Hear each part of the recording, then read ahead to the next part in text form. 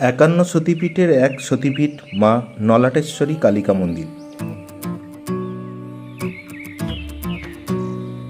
জনশ্রুতি আছে যে অনেক বছর আগে কামদেব স্বপ্নাদেশ পেয়ে এই স্থানে সতীর কণ্ঠনালী উদ্ধার করেন। অন্য একটি প্রচলিত লোককথা অনুযায়ী আনুমানিক 500 বছর আগে পাইকপাড়া গ্রামের ব্যবসায়ী রামশরণ শর্মা মা কালীর স্বপ্নাদেশ পান। দেবী তাকে জানান যে পাহাড়ের মাঝে একটি গাছের নিচে মায়ের প্রস্তরীভূত দেহাংশ রয়েছে এবং সেখানে যেন মন্দির প্রতিষ্ঠা করা হয়। সেই নির্দেশ মেনেই এই মন্দির প্রতিষ্ঠা। পরবর্তীতে 18 শতকে নাটোরের রানী ভবানী বর্তমান মন্দিরটি নির্মাণ করিয়ে দেন। এটি বাংলার ঐতিহ্যবাহী আটচালা স্থাপত্য রীতিতে নির্মিত।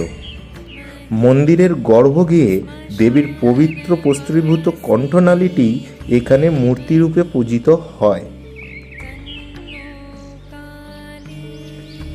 মন্দিরের পাশে একটি নিম গাছ আছে। লোককথা অনুযায়ী মন্দিরের ভিতরের দিকের পাতাগুলি নাকি মিষ্টি এবং বহির্দিকের গুলি তিক্ত হয়ে থাকে।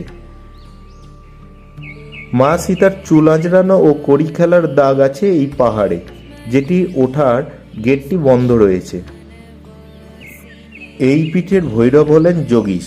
এখানে শিবলিঙ্গ ভিন্ন আকারের 5টি দেখতে পাবেন।